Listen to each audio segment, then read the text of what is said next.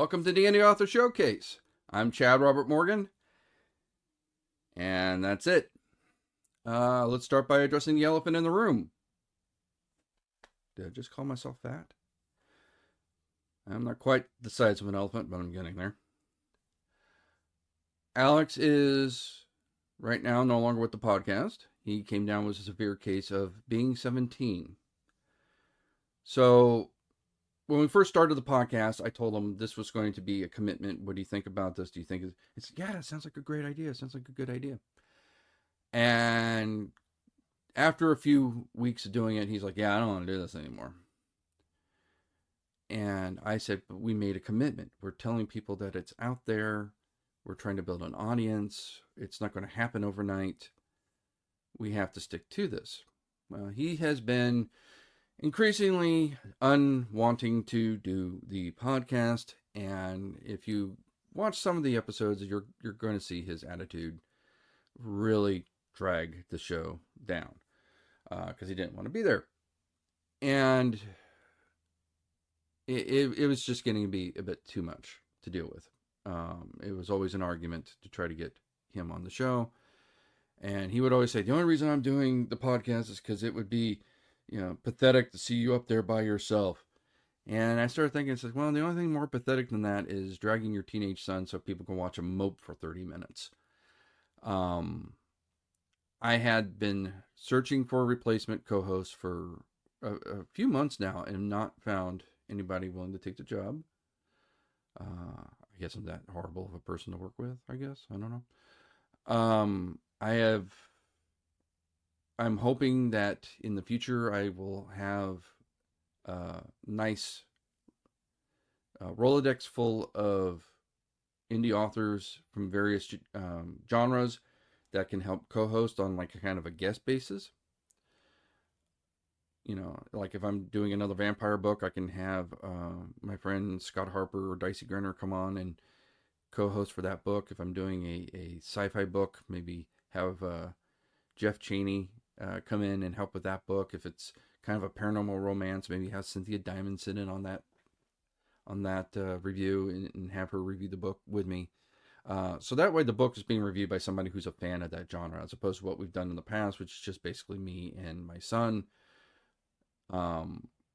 hacking our way through any and all genres, even if it's not really our flavor. One consideration I had was, should I continue the podcast? I really enjoyed doing this with my son.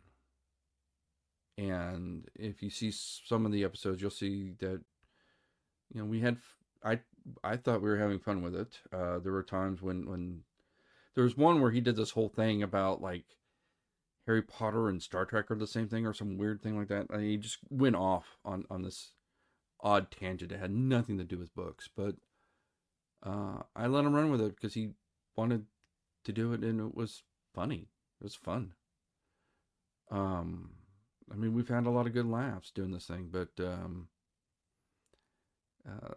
laughs have been fewer and fewer. So it really hurts me, I'll be frank, that I will be doing this, at least in the short term, by myself. And even in the long term, I'm probably not going to be doing it with my son, who just doesn't have an interest in this. But then it gets back to the question, should we end the podcast? And part of me really wants to. I was doing it with my son. I am no longer doing it with my son. There's a certain emptiness to that. But on the other side, we've been doing this podcast for about a year, and we have been getting authors that have said, thank you, I just saw that you did a review on me, and that totally made my day. We are having authors email me and say, how do I get on your podcast? We have a stack of donated books from authors who want to be showcased on the showcase. Um, to end the podcast in a way would be selfish. The purpose of this podcast is for indie authors to support indie authors. And I am an indie author myself. I am in the trenches doing the same thing. And I know how it feels to have a little bit of recognition, to have something that you can point to and say, look, see, somebody else thinks that this is a good book. Um, Somebody that sits there and says, I know it's hard.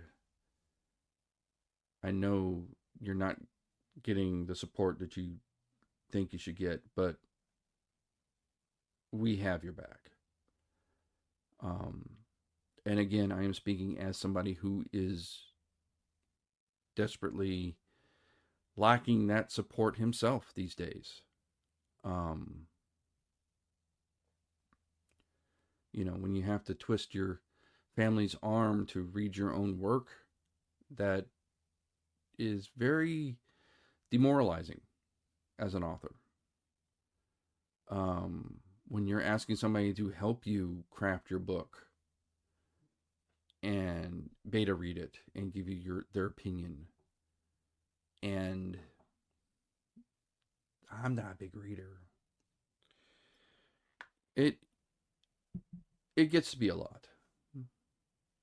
And if I ended the showcase now, all those authors that have donated books in hopes of getting some exposure for their work, I'm letting them down. For all those authors that have had their work shown and was appreciative of it and thrilled to see that somebody was talking about their book, there wouldn't be any more of that. There wouldn't be any more authors that I am helping to bring into the audience's view. And no, I don't have a huge audience right now. I'm struggling. I'll be honest with you. If I understood marketing, I would be doing this full time instead of having a day job. Probably. I don't know. Well, I don't know. I like my day job, but regardless, I would be way more successful.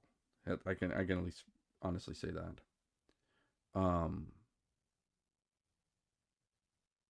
But I am still, in spite of the small viewership, I am getting positive feedback. I feel like I am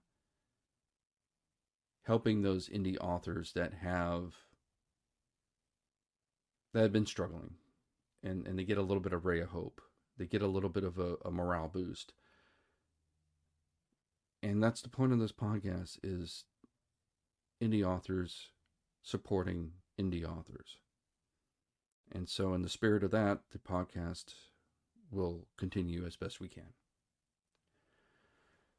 Does sound like he died, doesn't it? No, he's fine. He's just mad at me. That's all right. He's 17. So the next topic, and this goes a little bit to how you can support the podcast. The number one way to support the podcast is watch the podcast, share the podcast, let everybody know about the podcast. It's the old Mel Brooks principle. If you like what you see, tell everyone what you know. But if you didn't, keep your big mouth shut. The second way you can support us is go to shopspectralink.com and buy our merch.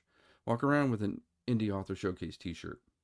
Let people know that you are a supporter of the podcast. That in itself is a big help, because the podcast never asks for money. We do have a Patreon. I shouldn't say we never ask for money. But we never charge to be on the show. No one is paying for a book review. And I bring this up because I have been promoting my new book, which is going to be available next week at Barnes & Noble and Amazon. It's on pre-order now. And I spend a little bit of money, like $50 or whatever, just to boost the post on Instagram and get it in front of more people's eyes. And I have been getting a trickle of, well, would you like a paid promotion on our website? And we can put you in our magazine that's published out of India and the 3 people have ever read. Um, we charge $100, and then we'll post your book on our Instagram feed, and we have 100,000 viewers and stuff like that. Some of these people I'm sure are legit. Some of these people I'm sure are scams. I'm not sure what the ratio is.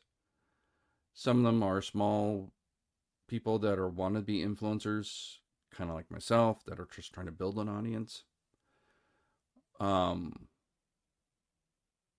It's not, I don't think there's anything inherently wrong with it. It's so hard to weed through the legit ones and the scammers to try to pick out the ones that actually are worth spending your money on.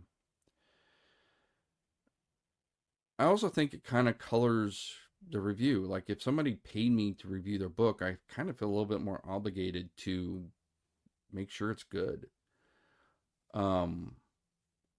We will never charge for books. We will never charge to have authors interviewed on the show. At best, we will do is we will accept books as a donation. And I mean, we have accepted books as like PDF in my email,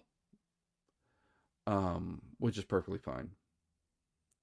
It doesn't have to be a hard copy. It doesn't have to be anything that costs the author money. But it does, that in itself is a big way to support the podcast, because if I'm paying for them out of pocket, there's only so many books I can buy because I do not have unlimited funds. Books that are donated go to the top of the TBR list. I feel that is the least I can do. We have 3 rules in the podcast. Well, now we're down to 2, actually. The first is you have to be an indie author or small press to get on the podcast. Stephen King doesn't need the help. The second rule was no hardcore erotica, but that was because I was doing it with my teenage son, who is now gone. So that rule might be lifted. Still not looking to basically review stacks and stacks of Penthouse Forum, but it does allow us to be a little bit more adult with the content if we choose to. So, and in fact, there is one really good erotica book that I did read recently that I might revisit for the podcast, especially if I am behind on my reading and got a show to do. So I might pull that out of my reserves, if you know what I mean. The third is we don't bring a book on the podcast just to tear it down. If you have your book on the podcast, you have reached a certain quality bar. There has been a couple times when I've gotten a book and I'm just like, this really isn't all that great. And I'm not going to bring it on just to say, yay, great book, yo. No. I am pretty generous, right? Like, it's got to be pretty bad. In fact, there's been 1 or 2 books that I have reviewed that were kind of on the fence, to be honest. But in the end of the day, there was enough. There were more things right with it than they were wrong with it, and I went ahead and rolled with it.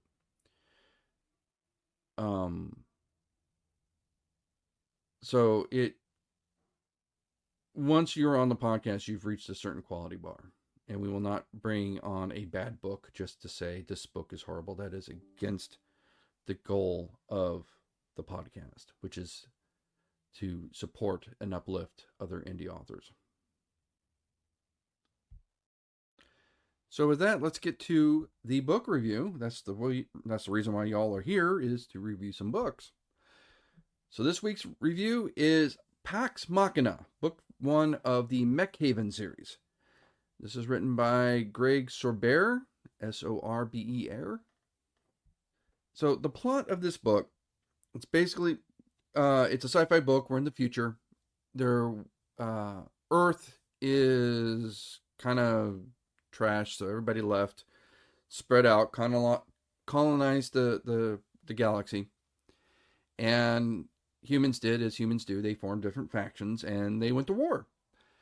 And in this war, they developed sentient machines to fight their war for them, or at least with them. That war is over, and they decided that these sentient machines are too much of a risk to just hang around and start the war all over again. So they created a place for them to retire called Mech Haven. So War Machine, doesn't matter what faction, shows up on Mech Haven. They claim Pax Machina, which is basically saying, I want amnesty. And they get disarmed. They keep all their mental facilities. They don't get their memory wiped like C-3PO in Star Wars or anything like that. And they live out the remainder of their days in peace on this planet. That's the plan. So as the story starts out, we have this big giant, well, no, not really giant, but this big powerful rare mech called an Archangel shows up. He's damaged. He claims Pax Machina, and this sets up the events of the story. Overall, I liked it. There were a lot of different mechs, a lot of different types of mechs, a lot of mech battles. So if you're looking for good old-fashioned, robot on robot carnage, this is definitely your book. I was listening to the audiobook. That's why I don't have a book to hold, because it's on Audible. Again, the author was kind enough to send me a promo code for Audible. Again, it was donated. Hence, it goes up higher on the TBR list. The nice thing about Audible promo codes is, first of all, I'm busy. I don't have that much time to actually sit and read. I know that's horrible for me to say as a writer, but, when you're at the gym or you're driving, you can listen to the audiobook. When you're reading, you can't multitask. So when you put it on Audible, you get all these promo codes. Same thing if you put it on Spotify. If you use Find Away Voices, same rule applies. You get all these promo codes.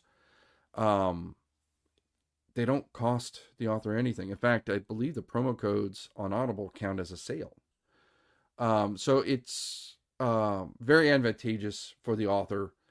Send out a promo code, cost them nothing, actually boost their sales count, and I get to listen to it while I'm at the gym or while I'm driving or something like that, and it's great. The audiobook was very well produced. I will say that. The one thing I found a little bit annoying on the audiobook is there wasn't any kind of pause between chapters. And what I mean is like, oh, and Misty comes around and says, oh, that's going to really hurt us later. Chapter 5. Yeah, it would have helped if there was a bit of a breath. I mean, that might be just more of a pet peeve of mine. I do that when I'm editing my audiobooks. I like some sort of audible cue to know that you're going from, like if you're doing a scene cut, right? Like it wasn't bad enough that I got confused or anything like that, but just when I do a scene cut in a chapter, I try to have a little bit longer of a pause to kind of signify to the reader, we have shifted scenes. But that's, I think, more personal taste for me than an actual critique. I think my only... I'm trying to think of he did do a good job of building the world of all these different factions, giving these robots different personalities. I think the one critique I would have is that there were so many different ones. It reminds me of the original X-Men movie, right? It's a big ensemble cast, but they only spent time fleshing out about 2 or 3 different characters. The rest of them were sort of like background, right? Like look at Storm in the original X-Men. 2-dimensional character. She was cool, she was badass, she looked awesome. But which ones did they focus on? They focused on Magneto, they focused on Rogue, they focused on Wolverine, they focused on focused on Charles Xavier. Cyclops, Jean, um, very two-dimensional characters in the original X-Men movie. And that kind of worked, right? Because it's like those were the characters we need to focus on. The other guys were basically supporting characters. That's fine. A bit of the same issue with this book. There's obviously a few characters we're focusing on. We're focusing on the human characters. We're focusing on certain mechs.